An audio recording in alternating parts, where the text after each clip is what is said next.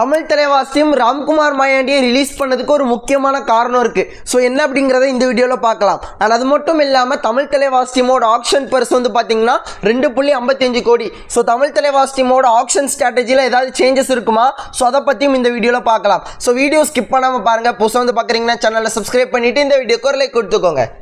தமிழ் தலைவாசியும் ராம்குமார் மாயாண்டியை எதனால் ரீடைன் செய்யலை அப்படின்னு கேட்டிங்கன்னா, அங்கே வந்து ஒரு ரூல் வந்து இருக்குது. அதாவது லாஸ்ட் டைம் ராம்குமார் மாயாண்டியை NIPயில் தான் தமிழ் தலைவாசியும் சைன் பண்ணாங்க. பட் சீசன் ஆரம்பிக்கிறதுக்கு முன்னாடியே இன்ஜுரி ஏற்பட்டு அவருக்கு ரீப்ளேஸ்மெண்ட்டாக வேறு பிளேயர்ஸையும் எடுத்துட்டோம். ஆனால் அதன் காரணத்தினால ராம்குமார் மாயாண்டியை தமிழ் தலைவாசி டீமால் ரீடைன் செய்ய முடியாது. அண்ட் ரூல் படி தமிழ் தலைவாசி டீமால் ரீடைன் செய்ய முடியாது. ஸோ அதனால தான் தமிழ் தலைவாசி டீம் ரீடைன் செய்யலை.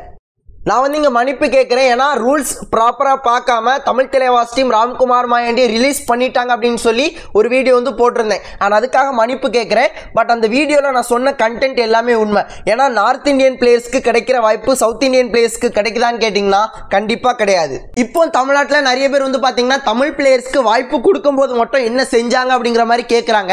அவங்களுக்கு ஒரு சின்ன எக்ஸாம்பிள் சொல்லட்டுமா? வினய் உங்கள் எல்லாருக்குமே தெரியும். இன்னைக்கு ஹரியானா ஸ்டீலர்ஸோட டாப் ரைடராக இருக்காரு. பட் எத்தனை சீசன் அவர் ஹரியானா டீமுக்கு ப்ளே பண்றாருன்னு உங்களுக்கு தெரியுமா? அவரோட ஸ்டார்டிங் ஸ்டேஜஸ்ல பெருசா வாய்ப்புகள் கிடைக்காது. கிடைச்ச வாய்ப்பையும் ப்ராப்பரா பயன்படுத்தி இருக்க மாட்டாரு. பட் இருந்தாலும் அவங்க கிட்ட திறமை இருக்குன்னு சொல்லி அடுத்த சீசன் ரீடைன் பண்ணி போன சீசன் எந்த அளவுக்கு ப்ளே பண்ணாருன்னு உங்க எல்லாருக்குமே தெரியும். அவர் ஒரு நார்த் இந்தியன் பிளேயர். அதே மாதிரி வாய்ப்பை வந்து பாத்தீங்கன்னா தமிழ் பிளேயர்ஸ்க்கு கொடுத்துருக்காங்களா, சவுத் இந்தியன் பிளேயர்ஸ்க்கு கொடுத்துருக்காங்களான்னு கேட்டீங்கன்னா கண்டிப்பா கிடையாது.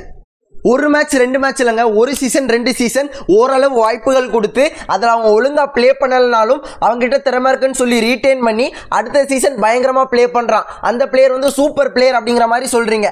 ஒரு ரைடு 2 ரைடுன்னு வாய்ப்பு கொடுத்து அதில் அவன் ப்ராப்பராக ப்ளே பண்ணல அப்படின்னா இவெல்லாம் என்னடா ரைடர் என்னடா ப்ளே பண்ணுறான்னு சொல்கிறீங்க.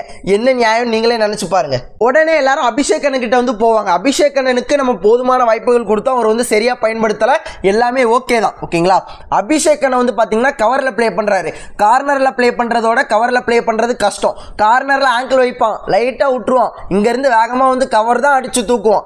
பாயிண்ட் என்னமோ கார்னர் பிளேயருக்கு தான் போகும். கார்னர் பிளேயர் எந்த டீம்லலாம் ரொம்ப ஸ்ட்ராங்கா இருக்காங்களோ அந்த டீம்ல கவர் பிளேயர்ஸ்லாம் பயங்கரமா சப்போர்ட் பண்ணியிருக்காங்கன்னு அர்த்தம். நீங்க நினைச்சு பாருங்களேன், அபிஷேக் அண்ணனோட அசிஸ்ட் எவ்வளோன்னு எடுத்து பாருங்க, பாயிண்ட்ஸ் எவ்வளோன்னு எடுத்து பார்க்காதீங்க, அசிஸ்ட் எவ்வளோன்னு எடுத்து பாருங்களேன். அப்போ பயங்கரமா தெரியும் உங்களுக்கு.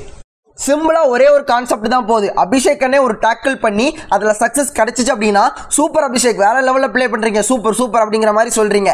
அதே மாதிரி அட்வான்ஸ் டாக்கிள் பண்ணி அன்சக்சஸ்ஃபுல் ஆகும்போது அபிஷேக் அண்ணே என்ன ஓயாம போய் அட்வான்ஸ் டாக்கிள் பண்ணி பாயிண்டை சும்மா கொடுத்துட்டே இருக்கீங்க. இந்த 2 கான்செப்ட் தான் நிறைய பேர் வந்து பேசுறாங்க. அதெல்லாம் தாண்டி அந்த நேரத்தில் கார்னர் பிளேயர் என்ன பண்ணிட்டு இருந்தா அப்படிங்கிற கேள்வியை யாருமே கேட்கலையே. பேசிக்கான விஷயம் என்ன அப்படின்னு கேட்டீங்கன்னா, ஒரு கார்னர் பிளேயர் ஆங்கிளோ டையோ போடும்போது கவர் பிளேயர் போய் சப்போர்ட்டுக்கு நிற்கணும். ஒரு கவர் பிளேயர் வந்து டேஷோ பிளாக்கோ பண்ணும்போது கார்னர் பிளேயர் வந்து பாத்தீங்கன்னா காலை எடுத்து விடணும். ஆனா இங்க என்ன பிரச்சனை அப்படின்னு கேட்டீங்கன்னா, அபிஷேக் அண்ணே ஒரு கவர் பிளேயரா எவ்வளவு நல்ல சப்போர்ட் கொடுத்தாலும் அதை பத்தி யாருமே பேச மாட்டிருக்கீங்க. அதே நேரத்தில் ஒரு அட்வான்ஸ் டேக்கிள் பிளாக்கோ பண்ணும்போது கார்னர் பிளேயர் அந்த காலை கரெக்டா எடுத்து விடுறாங்களா, கார்னர் பிளேயர் அந்த நேரத்தில் என்ன பண்றான் அப்படிங்கிற கேள்வியும் நீங்க வந்து கேட்க மாட்டேங்கிறீங்க. ஸோ அபிஷேக் அண்ணே உங்களுக்கு வந்து டோட்டலா உங்க டீமோட ஒரு வீக் லிங்கா தான் தெரியுவாரு. சரி, அபிஷேக் அண்ணனுக்கு போதுமான வாய்ப்புகள் வந்து கொடுத்தாச்சு. ஓகேங்களா?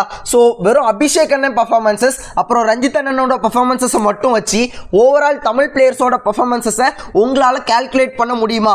இந்த ஒரு கேள்வியை கீழே கமெண்ட்ல வந்து தமிழ் பிளேயர்ஸ் என்ன செஞ்சாங்க அப்படிங்கிற மாதிரி கேட்குறீங்க இல்லையா? ஸோ அவங்களுக்காக நான் வந்து கேட்குறேன், பதில வந்து கமெண்ட்ல சொல்லுங்க. ஸோ கமெண்ட் வந்து நல்லா இருந்துச்சு அப்படின்னா கண்டிப்பாக அதுக்கான ரிப்ளை வந்து வரும், இல்லைன்னா நான் அதை கண்டுக்கிடவே மாட்டேன். இப்போ சொல்றேன், ரூல்ஸ் தெரியாம தமிழ் தலைவாசி டீம் ராம்குமார் மாயாண்டியை ரிலீஸ் பண்ணிட்டாங்க அப்படிங்கிறது வந்து பாத்தீங்கன்னா தப்பு. அதுக்கு வந்து நான் மன்னிப்பு கேட்கிறேன். பட் அந்த நான் வீடியோல சொல்ல வந்த கண்டென்ட் தமிழ் பிளேயர்ஸ்க்கு ப்ராப்பரா வாய்ப்பு கொடுக்கல அப்படிங்கிறது எல்லாமே உண்மைதான். தமிழ் தலைவாசி டீம் கிட்ட ஆக்ஷன் பர்ஸ் வந்து பார்த்தீங்கன்னா 2.55 கோடி வந்து இருக்கு. ஸோ இந்த ஒரு அமௌண்ட்டை வச்சுட்டு ஒரு பெரிய பிளேயருக்கு போக முடியுமான்னு கேட்டிங்கன்னா கண்டிப்பாக கிடையாது. ஒரு தேவாங்கோ, ஆஷு மாலிக்கோ, ஒரு அர்ஜுன் தேஷ்வாலோ, ஸோ எல்லாருமே வந்து பார்த்தீங்கன்னா கேட்டகரி ஏல வராங்க, 2 கோடிக்கும் மேலே தான் போவாங்க. ஸோ அவங்கள அவ்வளோ அமௌண்ட் கொடுத்து எடுத்துட்டோம் அப்படின்னா நம்ம டீமை ப்ராப்பராக செட் பண்ண முடியுமான்னு கேட்டிங்கன்னா கண்டிப்பாக தெரியல. ஸோ பெரிய பிளேயர்ஸ்க்கு போக மாட்டாங்கன்னு தோணுது. அண்ட் அதெல்லாம் தாண்டி கேட்டகரி பிலையும் ஒரு சில மெயின் ரைடிங் ஆப்ஷன்ஸ் வந்து இருக்கு. ஃபர்ஸ்ட் வந்து பார்த்தீங்கன்னா நவீன்குமார், அப்புறம் மணிந்தர் சிங்கும் இருக்காரு, அஜின்கே அசோக் பவார் அவருமே கேட்டகரி பில வந்து வராரு. பட் அவர் ஒரு மெயின் ரைடரா நீங்க வந்து கன்சிடர் பண்ண முடியாது. அண்ட் இதே போல பெங்கால் வாரியர்ஸ் டீமை சேர்ந்த நிதின் தன்கரும் இருக்காரு. பட் லாஸ்ட் டைம் இன்ஜுரினால ப்ராப்பரா ப்ளே பண்ண முடியல. ஸோ இன்ஜுரியிலேருந்து எப்படி ரெக்கவர் ஆகி வரப்போறாரு அப்படிங்கிறதும் ப்ராப்பரா தெரியல. எனக்கு ஒரு ஐடியா வந்து தோணுது. கேட்டகரி ஏல விஜய் மாலிக்கை வந்து பார்த்தீங்கன்னா நீங்கள் எடுத்துட்டு கேட்டகரி பியில் நவீன்குமாரை கூட எடுக்கலாம். ஸோ முன்னாடி தபங் டெல்லி டீமுக்கு இருந்து அந்த காம்போவும் மறுபடியும் கொண்டு வரலாம். இல்லை அப்படின்னு கேட்டிங்கன்னா கேட்டகரி ஏல விஜய் மாலிக் எடுத்துட்டு கேட்டகரி சியில் ஆஷிஷ் நர்வால் எடுத்தீங்க அப்படின்னா இன்னுமே நல்லா இருக்கும் அப்படிங்கிற மாதிரி தோணுது. ஏன்னா லாஸ்ட் டைம் தெலுங்கு டைட்டன்ஸ் டீமுக்காக 2 பேரும் சூப்பராக ப்ளே பண்ணி கொடுத்தாங்க. ஸோ அந்த காம்போ கூட நம்ம வந்து கொண்டு வரலாம். இப்போதைக்கு கேட்டகரி ஏல ஒரு பிளேயர் அதிகமான அமௌண்ட் கொடுத்து எடுத்துட்டோம் அப்படின்னா நமக்கு மற்ற டீமை கரெக்டாக செட் பண்ணுறதுக்கு ப்ராப்பராக அமௌண்ட் வந்து இருக்காது. ஸோ மெயின் பிளேயர்ஸ்க்கு போக மாட்டாங்கன்னு தோணுது. அண்ட் அதே போல் கேட்டகரியில் வர எல்லா பிளேயர்ஸும் மெயின் ரைடர்ஸான்னு கேட்டிங்கன்னா கண்டிப்பாக கிடையாது. ஃபார்ம் அவுட்டில் இருக்க பிளேயர்ஸ் இருக்காங்க, இன்ஜுரி கன்சன்ஸில் இருக்க பிளேயர்ஸ் இருக்காங்க. ஸோ அந்த மாதிரி ஏதாவது ஒரு பிளேயரை நீங்கள் மெயின் ரைடராக கன்சிடர் பண்ணி அவங்க மேலே நம்பிக்கை வச்சு அமௌண்ட் போட்டு எடுத்து தான் ஆகணும். ஆனால் அதே போல் யங்ஸ்டர்ஸ் வந்து நிறைய பேர் இருக்காங்க. கேட்டகரி சியில் வந்து பார்த்தீங்கன்னா உங்களுக்கு அர்ஜுன் ரத்தி, நான் ஃபர்ஸ்ட் ப்ரெஃபரன்ஸ் பண்ணுறது அர்ஜுன் ரத்தி. அப்புறம் சுஷில் கயாத்ரி இருக்காரு, அன்கித் துல் 2 பேரும் பெங்களூர் டீமுக்காக ப்ளே பண்ணாங்க. தமிழகத்தை சேர்ந்த மாசான முத்து இருக்காரு, ஸ்டூவர்ட் சிங், தனசேகர் இருக்காரு, சஞ்சீவி முக்கியமான பிளேயராக இருக்காரு, அண்ட் அஜித் குமாரும் இருக்காரு. அண்ட் அதே போல் சித்தார்த் தேசாய் வந்து பார்த்தீங்கன்னா மறுபடியும் வரப்போறாரு. அண்ட் முன்னாள் தமிழ் தலைவாஸ் பிளேயர் ஹிமான்ஷு நர்வாலும் இந்த ஒரு டோர்னமெண்ட் இந்த ஒரு ஆப்ஷனில் வந்து இருக்க போறாரு. ஸோ உங்களுக்கு ஆப்ஷன்ஸ் நிறைய இருக்கு. என்ன மாதிரி இருக்க போகுது அப்படிங்கிறத நீங்க மறக்காம கமெண்ட்ல சொல்லுங்க. அன்பா முக்கியமான அனௌன்ஸ்மெண்ட். ஸோ பிகேஎல் சீசன் 12 ஆப்ஷனுக்கு வந்து பார்த்தீங்கன்னா நம்மளோட யூடியூப் சேனல் கபடி எக்ஸ்பிரஸ்ல வந்து பார்த்தீங்கன்னா நான் வந்து லைவ்க்கு வர போறேன். ஸோ மறக்காம எல்லாருமே வந்து ஜாயின் பண்ணிக்கோங்க. ஸோ வீடியோவில் தான் இவ்வளோ நேரம் வீடியோ ஸ்கிப் பண்ணாமல் பார்த்தா உங்க எல்லாருக்குமே நன்றி. இதே போல நல்ல வீடியோவில் நாளைக்கு பார்க்குறேன். அது வரைக்கும் டாடா பாபாய், see you நண்பா.